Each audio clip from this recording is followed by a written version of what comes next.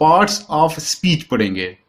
Parts of speech में सबसे पहले हम देखेंगे कि ये स्पीच है क्या। कोई भी बात, फॉर एग्जाम्पल अब मैं जिस तरह आपसे बात कर रहा हूं, ये एक स्पीच कहलाएगी। अब इस बात को, स्पीच को हमने मुख्तलिफ हिस्सों में डिवाइड किया है ताकि हमें मालूम हो सके कि कोई भी बात या कोई भी स्पीच जो होती है उसमें कौन कौन सी चीजें इन्वॉल्व होती हैं। हम किसी भी स्पीच को 8 या 8 पार्ट्स में डिवाइड करते हैं जिनको हम पार्ट्स ऑफ स्पीच भी कहते हैं। इनमें सबसे पहले हमारे पास है नाउन, फिर pronoun, then adjective, verb, adverb, preposition, conjunction and the last is interjection. ये हमारे पास टोटल 8 पार्ट्स ऑफ स्पीच हैं। हम इनको 1 बाय 1 पढ़ेंगे और सीखने की कोशिश करेंगे। सबसे पहले हम डिस्कस कर लेते हैं noun. Noun is basically a naming word. Noun को अगर आपने डिफाइन करना है तो इसकी आसान तरीन डेफिनेशन वो ये है कि noun is a naming word. अब सवाल ये जहन में आता है कि नेमिंग वर्ड से क्या मुराद है। इसका एक सिंपल सा मतलब है कि जिस चीज का भी नाम होगा वो चीज नाउन होगी। अगर हम नाउन की ट्रेडिशनल डेफिनेशन की तरफ जाते हैं तो आपको याद होगा कि person, place, thing, animal, anything, basically जिस चीज का भी नाम होगा वो चीज होगी नाउन। अब जो चीज नाम रखती है तो वो नाउन होगी। तो इसका स्ट्रेट फॉरवर्ड मतलब ये बनता है कि हमारे इर्द गिर्द, सामने, कहीं पे भी जो चीज भी है वो नाउन है, क्योंकि हर चीज का एक नाम जरूर होता है। अब एक चीज माइंड में ये आती है कि इतनी मेजॉरिटी में जब नाउन्स हैं और अगर हम इनको डिफरेंशिएट या कैटेगराइज करना चाहें तो हमारे पास ऑप्शन जो है वो बहुत ज्यादा हो जाती है। तो लिहाजा हम कुछ नाउन्स की जो टाइप्स हैं जिनकी हमने कैटेगरी की है, जो इंपॉर्टेंट हैं, उनको हम डिस्कस कर लेते हैं कि वो कौन कौन सी हैं। फर्स्ट में हमारे पास आता है प्रॉपर नाउन। प्रॉपर नाउन हम कहेंगे जितने भी स्पेसिफिक नाउन्स हैं या जितने भी पार्टिकुलर्स नाउन हैं या जितने भी खास किस्म के नाउन्स हैं उनको हम कहेंगे कि ये प्रॉपर नाउन्स हैं। For example Islamabad. अब Islamabad is a specific name, तो लिहाजा इस्लामाबाद प्रॉपर नाउन कहलाएगा। सिमिलरली हम कहते हैं कायद आजम मोहम्मद अली जिन्ना। अब ये आएंगे प्रॉपर नाउन की कैटेगरी के अंदर, क्योंकि ये स्पेसिफिक हैं और ये पर्टिकुलर हैं। इनकी एक खास आइडेंटिटी है। I mean there is only one Quaid Azam. इसी तरह इस्लामाबाद एक ही है, एक स्पेसिफिक शहर का नाम है। इस्लामाबाद के मुकाबले में अगर मैं सिटीज लिख लूं या कायद आजम के मुकाबले में मैं पीपल लिख लूं तो लिहाजा वो स्पेसिफिक नहीं रहेंगे, वो प्रॉपर नाउन नहीं रहेंगे। लेकिन क्योंकि मैंने स्पेसिफिकली नेम्स लिखे हैं तो इनकी स्पेसिफिक पहचान है, इस वजह से ये प्रॉपर नाउन में आएंगे। तो basically all the specific places, persons, things और प्रॉपर नाउन। अब हम डिस्कस करते हैं कॉमन नाउन। अब जिस तरह कि इसका नाम से ही जाहिर है, कॉमन मीन आम। जितने भी ऑर्डिनरी नाउन्स हैं जिनके बारे में कोई खास बात ना हो या कोई खास चीज ना हो, स्पेसिफिक ना हो, उनको हम कहेंगे common nouns. Let's say city और कंट्री, इसी तरह man, book. Now these are all the examples of common noun.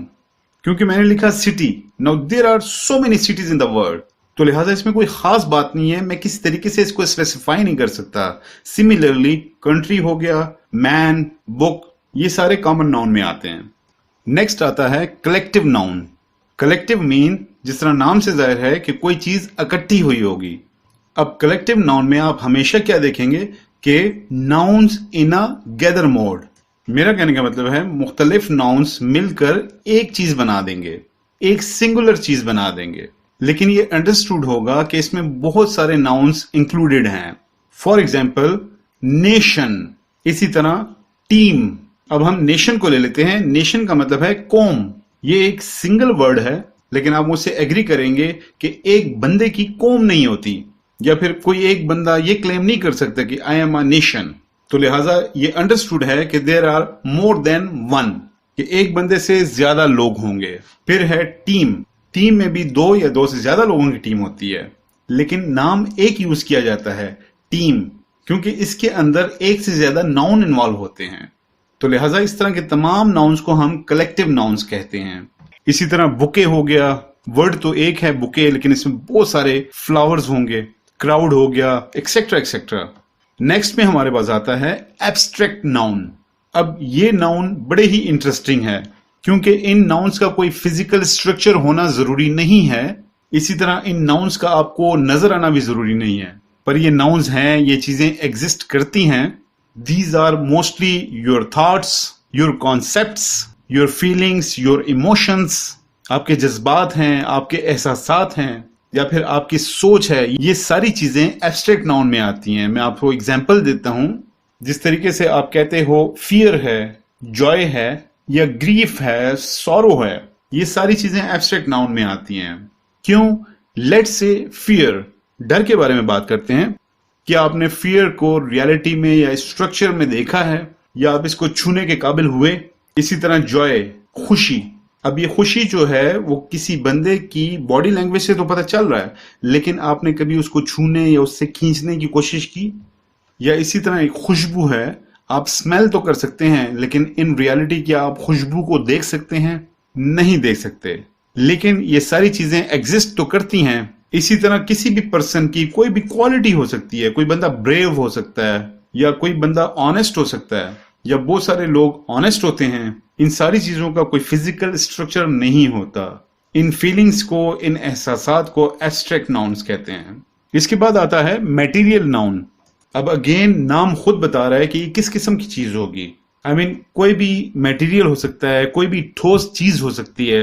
Let's say gold, silver, wood, iron, extra extra. तो लिहाजा वो तमाम चीजें जिनका एक फिजिकल स्ट्रक्चर, जो ठोस हालत में पाई जाती हैं, उनको हम मटेरियल नाउन कहेंगे। इसके बाद हम जिस नाउन के बारे में बात करेंगे वो है countable noun. Countable noun means ऐसे तमाम नाउन जिनको आप गिन सकें।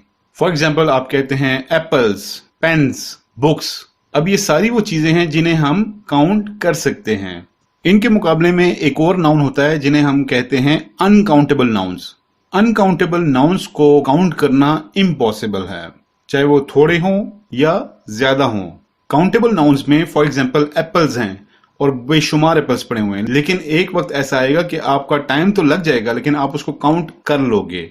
वेयर एज अनकाउंटेबल नाउन में ऐसे वर्ड्स जिनको आप काउंट बिल्कुल नहीं कर सकते। फॉर एग्जाम्पल सॉल्ट, फ्लोर या वाटर, क्या आप इनको गिन सकते हैं? ये वो नाउन है जिनको काउंट नहीं किया जा सकता। नाउन के टॉपिक में लास्ट में हम बात करेंगे singular noun and plural noun. Singular noun के नाम से जाहिर होता है कि एक, कोई भी एक चीज। For example boy, pen, city, Afan, boat, book. Now these are the examples of singular nouns, क्योंकि ये तमाम सिंगुलर वर्ड्स हैं। इसके ऑपोजिट में है प्लूरल नाउन्स, या एक से ज्यादा, जिसे जमा भी कहा जाता है। तो ऑब्वियसली इन्हीं को आप कर दें बॉय से boys, pens, cities, books etcetera, तो ये तमाम बन जाएंगे प्लूरल नाउन्स। तो ये थे कुछ इंपॉर्टेंट एग्जांपल्स ऑफ नाउन्स। अब हमारे पास पार्ट्स ऑफ स्पीच में सेकंड नंबर पे जो चीज आती है उसे हम कहते हैं प्रोनाउन। प्रोनाउन क्या होता है? Pronoun basically these are the words which are used instead of nouns. ये ऐसे अल्फाज हैं जो कि नाउन की जगह पे इस्तेमाल किए जाते हैं। मैं सबसे पहले आपको एक सेंटेंस के जरिए समझाने की कोशिश करता हूं, उसके बाद I will give you the actual example of pronoun. वो सेंटेंस ये है कि अफान इज गोइंग टू बाजार। हमने जिस तरह नाउन पढ़ा है तो लिहाजा ये अफान जो है दिस इज अ नाउन। अब इसी सेंटेंस को अगर मैं इस तरह लिखता हूं कि ही इज गोइंग टू बाजार, अब आपने देखा कि अफान की जगह किसने ले ली? ही ने। Therefore I will say he is a pronoun, क्योंकि ही अफान की जगह इस्तेमाल हुआ। अब ये एक आंसर भी हो सकता है किसी सवाल का। फॉर एग्जाम्पल किसी ने पूछा कि वेयर इज अफान गोइंग, तो आंसर में ये दोनों पॉसिबिलिटीज थी कि दोनों जवाबात हो सकते थे। Number 1 Afan is going to bazaar, या फिर ऐसा भी हो सकता है कि ही इज गोइंग टू बाजार। दोनों में अफान को चेंज करके ही आया, यानी नाउन की जगह प्रोनाउन ने ली, फिर भी आंसर या the meaning of the answer is same, वो वैसे का वैसा ही रहा। सो प्रोनाउन क्या है? प्रोनाउन ऐसे अल्फाज जो नाउन की जगह पर इस्तेमाल कर लिए जाएं, उनको हम कहते हैं दीज आर प्रोनाउन्स। तो लिहाजा he, she, it, I, we, you, they, ये तमाम जितने भी वर्ड्स हैं ये हैं प्रोनाउंस। अब प्रोनाउन बाय इटसेल्फ हमने थोड़ा सा इसको कैटेगराइज किया है into first person pronoun, second person pronoun और इसी तरह third person pronoun. First person, second person और थर्ड पर्सन को समझने के लिए एक आसान तरीका मैं आप लोगों को बताता हूं। First person is always the speaker, I mean बात करने वाला। Now I am the first person, मैं हूं बात करने वाला। देखें अब मैंने अपने लिए कैसे वर्ड्स यूज किए हैं। मैं, मेरा, अपने, मैं, जिस तरह के आई, मी, माई, माई सेल्फ, वी, अस, ये सारे वर्ड्स जो हैं वो फर्स्ट पर्सन प्रोनाउंस में आएंगे, क्योंकि ये जो कन्वर्सेशन कर रहा है ये वो कहेगा, ये उसके मुंह से निकलेंगे। सेकंड पर्सन कौन है? सेकंड पर्सन आप हैं। मैं आपसे बात कर रहा हूं, आपसे मेरी बातचीत हो रही है, तो मैं आपके लिए क्या वर्ड यूज करूंगा? यू, योर, आपका, आप, यही अल्फाज इस्तेमाल होंगे ना। तो लिहाजा सेकंड पर्सन वो होता है जिसके साथ बात की जा रही हो। Means you, your, yours, yourself, these are all the examples of second person pronouns, जिसके साथ बात की जा रही हो। और थर्ड पर्सन कौन होगा? ये वो शख्स या जगह होगी जिसके बारे में हम बात कर रहे होंगे। Suppose we have a mutual friend and we are talking about him. Now again देखिए मैंने यूज किया हिम, यानी उसके बारे में। तो उसके लिए हम क्या यूज करते हैं? ही, शी, इट, दे, देमसेल्फ, इस तरह के वर्ड्स। तो लिहाजा first, second, third person pronouns क्या हैं वो आई एम श्योर आपको क्लियर हो गए होंगे। फर्स्ट पर्सन बात करने वाला, सेकंड पर्सन बात सुनने वाला और थर्ड पर्सन जिसके बारे में बात की गई हो। आगे हम पढ़ते हैं एडजेक्टिव्स। एडजेक्टिव्स बेसिकली ऐसे अल्फाज होते हैं जिनका इस्तेमाल किया जाता है नाउन को एलेबोरेट करने के लिए या फिर नाउन के मीनिंग को क्वालिफाई करने के लिए या उसमें कुछ ऐड करने के लिए। एक एग्जाम्पल की मदद से समझने की कोशिश करते हैं। एक सेंटेंस लिखते हैं, दिस इज अ कार, ये एक गाड़ी है। अब आपको मालूम हो चुका है कि इस सेंटेंस में कार एक नाउन है। अब इसी जुमले को मैं इस तरह लिखता हूं कि this is a beautiful car. अब जिस तरह की कार एक नाउन है, अब इस कार से पहले एक नया वर्ड मैंने यूज किया, ब्यूटीफुल। अब ब्यूटीफुल एक एडजेक्टिव है क्योंकि इसने इलेबोरेट किया कार को। पहले आप बता रहे थे कि ये एक गाड़ी है, अब आप बता रहे हैं कि ये एक खूबसूरत गाड़ी है। तो लिहाजा इस ब्यूटीफुल ने कुछ ऐड किया इस नाउन के मीनिंग में। तो लिहाजा एडजेक्टिव्स वो वर्ड्स होते हैं जो कि नाउन को ज्यादा अच्छे अंदाज में बताने के लिए हेल्पफुल होते हैं। अब अगर हम एडजेक्टिव्स को ज्यादा डिटेल में देखते हैं तो एडजेक्टिव्स की बेसिकली 3 किस्म की डिग्रीज होती हैं। Number 1 is positive, second is comparative and the last one is superlative. ये 3 डिग्रीज इस्तेमाल की जाती हैं। अब पॉजिटिव डिग्री जिसमें हम बिग को इस्तेमाल कर सकते हैं। Second is comparative. अब कंपैरेटिव नाम से जाहिर है कि आपने किसी चीज का कंपैरिजन करना है, तो आप इस डिग्री का इस्तेमाल करेंगे। अब बिग की कंपैरेटिव डिग्री क्या होगी? बिगर। ये डिग्री उस वक्त यूज होती है कि जब आप दो चीजों में कंपैरिजन कर रहे होते हैं। For example, this box is bigger than that box. अब इसमें आप क्या कर रहे हैं कि 2 बॉक्सेस हैं और उनको आप कंपेयर कर रहे हैं, लेकिन स्टिल ये एडजेक्टिव ही है। थर्ड में है सुपरलेटिव। सुपरलेटिव नाम से ही जाहिर है कि सबसे बड़ा या सबसे खास। अब बिग की सुपरलेटिव डिग्री जो होगी वो होगी बिगेस्ट। एडजेक्टिव्स में सुपरलेटिव डिग्री आप तब यूज करते हैं जब विनर अनाउंस करना होता है। अब इनकी एग्जांपल्स को इस तरह देख लेते हैं कि जो पॉजिटिव एडजेक्टिव था उसमें आपने कहा this is a big box, और जब हम कंपैरेटिव डिग्री को यूज करते हैं तो उसमें हम ये कहते हैं कि black box is bigger than white box. और एट द सेम टाइम जब आपको एक ब्राउन कलर का बॉक्स नजर आता है जिसको आपने विनर डिक्लेयर करना है, तो वहां पे आप सुपरलेटिव डिग्री को यूज करते हुए आप ये कहते हैं कि brown box is biggest one from white and black box. Right जी। तो एडजेक्टिव को हम थोड़ा सा रिपीट करते हैं ताकि आपको और ज्यादा अच्छे तरीके से समझ आ जाए। एडजेक्टिव्स ऐसे अल्फाज होते हैं जिनको हम नाउन्स के साथ ऐड करते हैं ताकि नाउन के मीनिंग को एलेबोरेट किया जा सके और वाजे किया जा सके, नाउन के बारे में कुछ बताया जा सके। और इसकी 3 डिग्रीज होती हैं, पॉजिटिव, कंपैरेटिव और सुपरलेटिव। अब हम मूव करते हैं वर्ब की तरफ। वर्ब क्या है? Verb is basically an action word. कोई भी वर्ड जो एक्शन शो करे, किसी भी काम का करना, होना या सहना, वो वर्ब कहलाता है। A word which shows any kind of action. For example, walking, talking, watching, listening, या थिंकिंग, सिटिंग, क्रीपिंग, क्राइंग या laughing. These are all different types of verbs. या इस तरह भी कह सकते हैं कि जो भी आप काम करते हैं उसको आप वर्ब कंसिडर कर सकते हैं। वर्ब के बाद आता है एडवर्ब। पार्ट्स ऑफ स्पीच में वर्ब के बाद एडवर्ब को हम डिस्कस करते हैं। अब अगर हम एडवर्ब को दो पार्ट्स में डिवाइड कर लें, एडवर्ब, तो आपको थोड़ा सा आइडिया होगा कि जिस तरह हमने एडजेक्टिव में पढ़ा, आप थोड़ा सा रिकॉल करें कि एडजेक्टिव वो वर्ड्स होते हैं जो कि नाउन के मीनिंग को क्वालिफाई करते हैं, एलेबोरेट करते हैं। सिमिलरली एडवर्ब मीन वर्ब में कोई चीज जमा करें।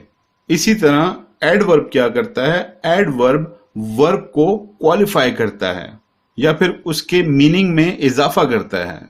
For example, he is walking. अब वॉकिंग यहां पे एक वर्ब यूज हुआ है। इसको अगर मैं ट्रांसलेट करता हूं तो इसका मतलब है कि वो चल रहा है। इसी तरह अगर इस सेंटेंस को मैं इस तरह लिखूं, ही इज वॉकिंग स्लोली, तो ये स्लोली जो है ये एडवर्ब है, क्योंकि ये स्लोली जो एडवर्ब है, ये वॉकिंग जो वर्ब है उसके मीनिंग में इजाफा कर रहा है। पहले है वो चल रहा है, लेकिन दूसरे में ये बता रहा है वो चल तो रहा है, लेकिन वो कैसे चल रहा है? वो आराम से धीरे धीरे चल रहा है। तो ऐसे तमाम अल्फाज देखें, यहाँ पे फास्टली भी हो सकता था, लेजीली भी हो सकता था, ब्रेवली भी हो सकता था। There are so many words जो कि इस्तेमाल हो सकते थे एज एन एडवर्ब्स। तो लिहाजा एडवर्ब्स वो वर्ड्स होते हैं जो कि वर्ब के मीनिंग में इजाफा करें, वो कहलाते हैं एडवर्ब। नेक्स्ट है प्रेपोजिशन। प्रेपोजिशंस ऐसे अल्फाज होते हैं जो कि इस्तेमाल किए जाते हैं नाउन्स और प्रोनाउंस के दरमियान में, ताकि नाउन और प्रोनाउंस का ताल्लुक, रिलेशन शो किया जा सके। For example, the book is on the table. अब आप देख सकते हैं कि बुक इज ए नाउन। इसी तरह टेबल जो है ये भी एक नाउन है। अब इन दोनों नाउन्स के दरमियान रिलेशन कौन शो कर रहा है? वो है ऑन। इसे हम कहेंगे प्रेपोजिशन। अब मैं आपको बताऊंगा कि ये रिलेशन कैसे शो कर रहा है या क्या रिलेशन शो कर रहा है। फॉर एग्जाम्पल, अगर हम ऑन इस सेंटेंस में नहीं लिखते, अपार्ट फ्रॉम इट कि वो सेंटेंस कंप्लीट ही नहीं होता, लेकिन अगर इस सेंटेंस में ऑन नहीं होता तो हमें मालूम ही ना होता कि बुक कहाँ पे है। बुक टेबल के अंदर है, नीचे है, दाएं हैं, बाएं हैं। तो ये ऑन क्या शो कर रहा है? ये हमें एक लोकेशन दे रहा है कि बुक और टेबल के दरमियान क्या रिलेशन है। तो लिहाजा ऐसे तमाम अल्फाज जो कि नाउन और प्रोनाउंस के दरमियान एक रिलेशन शो करते हैं, उन्हें हम प्रेपोजिशन कहते हैं। नंबर 7 पे हमारे पास आता है कंजंक्शन। कंजंक्शन को ज्वाइनिंग वर्ड्स के नाम से भी जाना जाता है। इनका काम क्या होता है कि these are the words which are used to join sentences, phrases और वर्ड्स टुगेदर। ये दो जुमले, फ्रेज या इवन वर्ड्स को भी आपस में जोड़ने के लिए इस्तेमाल किए जाते हैं। इसी वजह से इनको ज्वाइनिंग वर्ड्स भी कहा जाता है। कंजंक्शन को एक सेंटेंस के जरिए समझने की कोशिश करते हैं। For example, I am going to bazaar but I will be back soon. तो लिहाजा इस पूरे सेंटेंस में हम पहला जुमला अगर हम कंसिडर करें, आई एम गोइंग टू बाजार एज सेंटेंस 1, और सेंटेंस 2 हम कंसिडर करते हैं, आई विल बी बैक सून। अब आप देख रहे हैं कि आई एम गोइंग टू बाजार, this is a complete sentence, and the second one is I will be back सून। ये दोनों कंप्लीट जुमले हैं। अब इन दोनों को एक वर्ड आपस में जोड़ रहा है बट, तो लिहाजा इस वर्ड को हम कहेंगे ये कंजंक्शन है। तो लिहाजा कंजंक्शन हम किसे कहते हैं? कंजंक्शन वो वर्ड होता है कि दो वर्ड्स या दो जुमलों को आपस में जोड़ने के लिए इस्तेमाल किए जाते हैं। अब बहुत सारे कंजंक्शन वर्ड्स हैं, बट है, बिकॉज है, ऑफ है, बिफोर है, आफ्टर है, वगैरह वगैरह।